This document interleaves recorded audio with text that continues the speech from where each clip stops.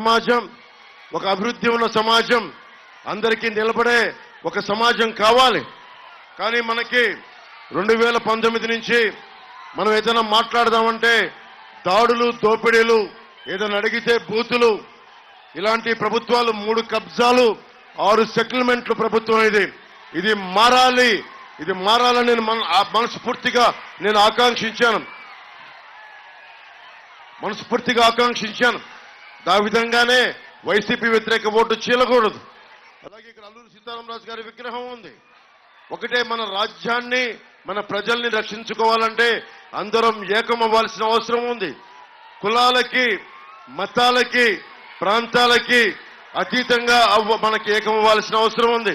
ఈ ప్రత్యేకించి ఈ సందర్భం మనం ఈ ఎన్నికల్ని ప్రత్యేకమైన దృష్టితో చూసి మనకి కూటమిని మనస్ఫూర్తిగా గెలిపించాలి ఈ రోజునని చెప్పి నేను మిమ్మల్ని ఓట్లు అడగడానికి కాదు, అభ్యర్థించడానికి, ఆర్థించడానికి వచ్చాను. మనకి పాయకరావుపేట నుంచి వంగలపూడి అనిత గారు పోటీ చేస్తా ఉన్నారు. వంగలపూడి అనిత గారు, అలాగే మనకి సైకిల్ గుర్తు మీద మనకి యనమల దివ్య గారు పోటీ చేస్తా ఉన్నారు తెలుగుదేశం పార్టీ మీద. అలాగే గాజు గ్లాస్ గుర్తు మీద మనకి టీ టైం ఉదయ్ శ్రీనివాస్ పోటీ చేస్తా ఉన్నారు. సో మీరందరూ మనస్ఫూర్తిగా పెద్ద మనసుతోటి మీరందరూ ఈ కూటమికి నిలబడాలి అన్న ఒక ఆకాంక్షతో నేను ఈరోజు మీ ముందుకు వచ్చాను.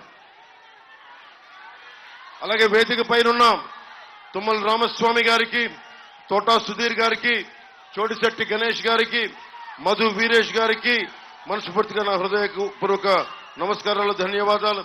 అలాగే గతంలో నుంచి పోటీ చేసిన రాజా అశోక్ బాబు గారికి, ఎక్స్ఎమ్మెల్యే, వారికి కూడా నా హృదయపూర్వక నమస్కారాలు.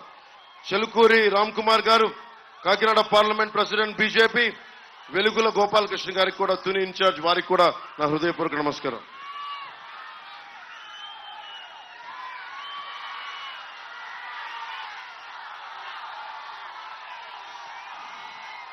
మీ అందరికీ ముఖ్యంగా ఇక్కడ డిఎస్సి నోటిఫికేషన్ కోసం ఆడబిడ్డలు ప్లే కార్డ్ చూపిస్తా ఉన్నారు. ప్రభుత్వం రాగానే మెగా డిఎస్సి మొదటిగా విడుదల చేస్తాం. అలాగే రెండవది కూర్చొని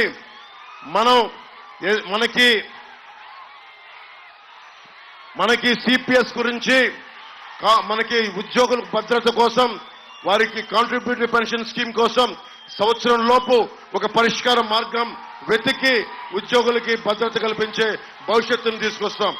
అలాగే మహిళలకి 3 గ్యాస్ సిలిండర్లని ఉచితంగా అందజేయించే బాధ్యత కూడా కుటుంబ ప్రభుత్వం తీసుకుంటుంది.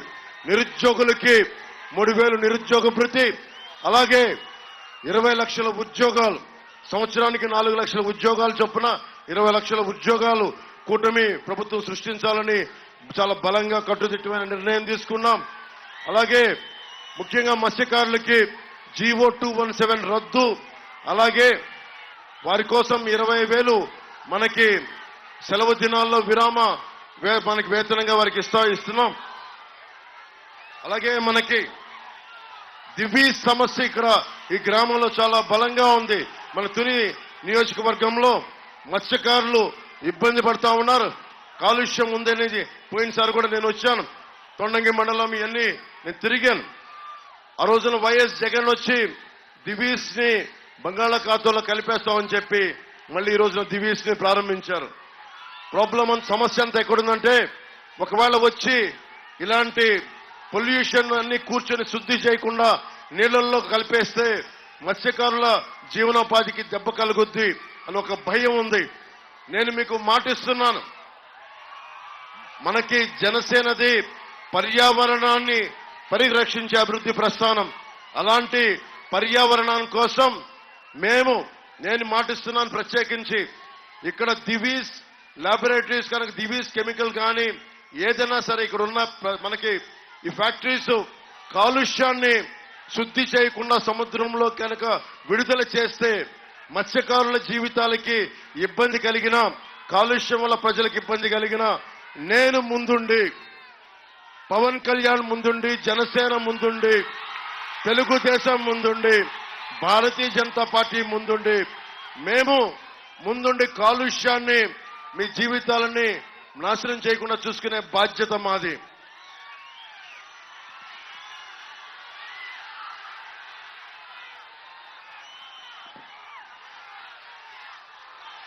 అలాగే దారి పొడవుతా అనేక దేవాలయాలు కనిపిస్తున్నాయి. అలాగే మన లోవలో ఉన్న తలుపులమ్మ అమ్మవారి దీవెనలు కావాలి. తలుపులమ్మ అమ్మవారికి ప్రతిరోజు మొత్తం ఎంతో మంది, వేలాది మంది వచ్చి దర్శనం చేసుకుంటూ ఉంటారు. ముఖ్యంగా ఆదివారం అక్కడే కూర్చొని వంటలు కూర్చొని అమ్మవారికి కానుకలు సమర్పించుకుంటారు. కోట్లాది సంపాదన ఉంది తలుపులమ్మ తల్లికి. కానీ సరైన వస్తువులు లేవు. వారి కోసం ప్రత్యేకించి తలుపులం దివ్య గారు మీరు ఎన్నిక చేసుకున్న వెంటనే తలుపులమ్మ తల్లికి, ఆడబిడ్డలకి అక్కడ ప్రత్యేకించి మహిళలే వంట సామాగ్రి అన్ని సప్లై చేస్తారు.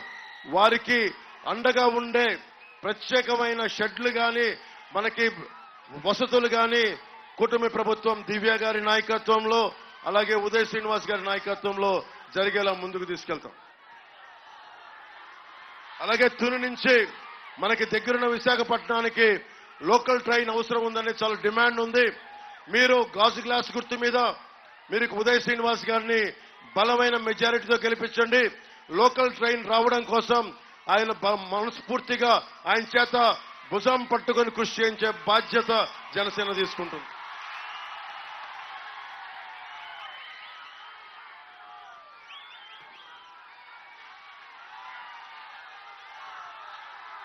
అలాగే మనకి సాగునీరు ఎవరికైనా మీద పడతాం. వెనకెళ్ళండి, దయచేసి వెనకెళ్ళండి. దయచేసి కింద ఆడపిల్లలు ఉన్నారు అక్కడ. దయచేసి ఈ రెండు చేతులైతే నమస్కరిస్తున్నాను. ప్లీజ్ దయచేసి అన్నదమ్ములు చెప్తున్నాను.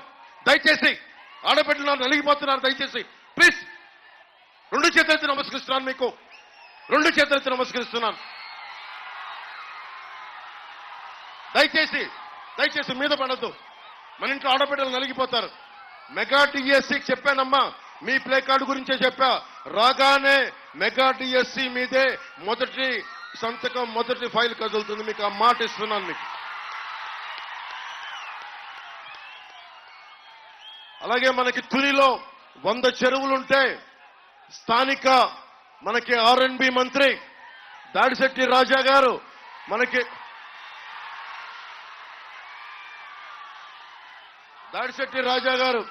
చెరువుల సంగతి, చెరువుల బదులు లోయలు చేశారు.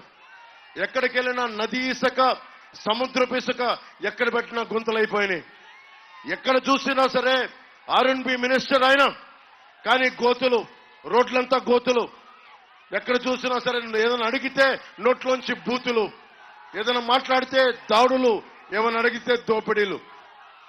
మొన్న జర్నలిస్ట్ సోదరులు కూడా చెప్పా, జర్నలిస్టుల మీద దాడులు జరిగిపోయినాయి. మొట్టమొదటిసారి తునిలోనే ఒక పాపులర్ పేపర్ విలేకరిని దారుణంగా చంపేశారు. ఇది పత్రికా స్వేచ్ఛకి విఘాతం కలగకుండా కూటమి ప్రభుత్వం మీకు అండగా ఉంటుంది. అలాగే తునిలో విపరీత బలమైన వాణిజ్య కేంద్రం, వ్యాపార కేంద్రం.